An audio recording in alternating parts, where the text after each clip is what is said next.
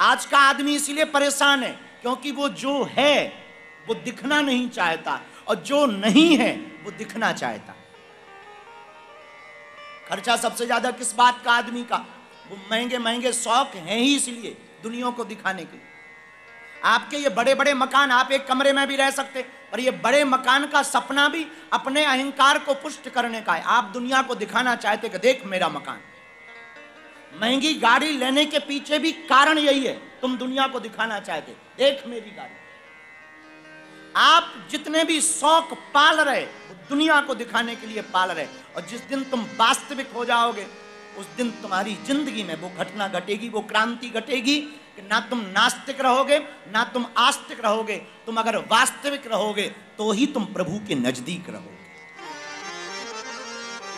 एक संदर्भ और हम तुमको विनीता गुप्ता देना चाहते। दुनिया का एक महान मुक्केबाज आदमी हुआ माइक टाइसन। माइक टाइसन झोपड़ी में पैदा हुआ, करोड़ों अरबों डॉलर उसने कमाए, 100 कमरों का उसने मकान बनाया लॉस एंजलिस में, बड़ा भव्य मकान, करोड़ों की गाड़ियां, रोल्स रॉयल्स जैसी गाड़ियां उसने खरीदी, हजारों स्त्रियां उसके जीवन में आईं।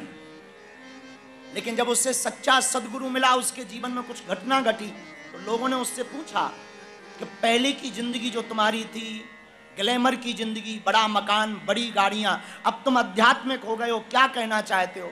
उसने बड़े मुस्कुराते हुए बड़ा गजब का जवाब दिया। उसने कहा कि मैं उस समय ब्लैक होल में था। जितने मैं मकान बनाते जा रहा था उतनी कामनाएं बढ़ती जा रही थी कि एक और मकान होना चाहिए।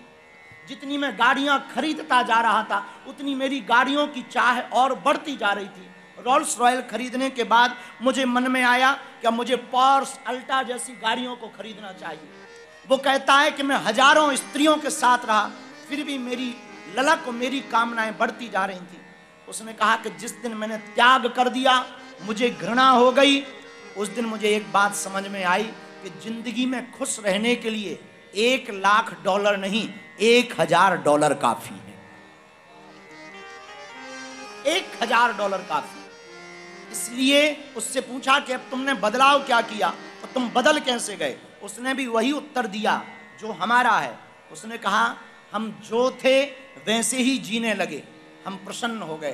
तो दिल्ली के पागलों, आज का सूत्र तुम नोट करो। विनीता गुप्ता, तुमने पूछा कि आध्यात्मिक कैसे हो सकते हैं, तो तुम सूत्र नोट करो। ना तुम नास्तिक बनो ना तुम आस्तिक बनो, मेरी बात मानो, तुम वास्तविक बनो। तुम जैसे हो वैसे जियो, तुम्हारा जो स्वभाव है उस स्वभाव में रहो। हाँ, याद रखना, ऐसा स्वभाव बनाओ कि किसी का दिल ना दुखे, किसी को बुरा ना लगे। इसका मतलब ये नहीं कि किसी को बुरा ना लगे पर तुम्हें बुरा लगे। ऐसे बनो सम अवस्था। दुख आवे तो बहुत घबराओ मत, प्रभु को धन्यवाद। सुख आवे तो ज्यादा फूलो मत, भगवान को धन्यवाद। हर हाल में मस्त रहना सीखो, किसी भी परिस्थिति में मस्त रहो। चाहे दुनिया लुट जाए, अपनी मस्ती मत जाने दो। याद रखना, संपत्ति लुटेगी और तुम टेंशन में रहोगे तो तुम पागल घोषित हो जाओगे। संपत्ति लुटे और तुम मुस्कुरा कर अगर अटेंशन में रहोगे तो फिर से संपत्ति को पा जाओगे, फिर से सब कुछ खोया हुआ पा जाओगे। इसलिए हर हाल में मस्त रहना सीखो। हमें स्वामी अखंडानंद जी महाराज याद बहुत आते हैं। उन्होंने एक कथा सुनाई। सनत कुमार चले जा रहे थे, भगवान पार्वती और शंकर जी चले जा रहे थे।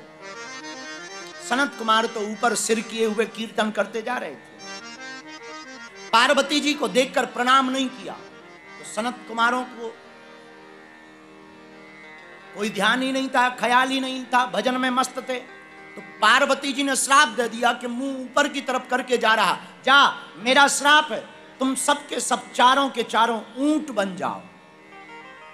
सनत कुमार बोले जय हो, ऊंट बन गए। 2-3 साल बाद पार्वती को ध्यान आया कि हमने सनत कुमारों को ऊंट बना दिया, जरा देखें कैसे हैं। तो पार्वती जी गईं और ऊंट बने हुए सनत कुमारों से पूछा, हाउ फील, कैसा अनुभव कर पा रहे हो? मुस्कुराते हुए सनत कुमार बोले बहुत मजे में है। तो पार्वती जी चौंक गई कि ऊंट बनने के बाद भी तुम मजे में हो। सनत कुमार बोले बहुत मजे में है। बोले क्यों?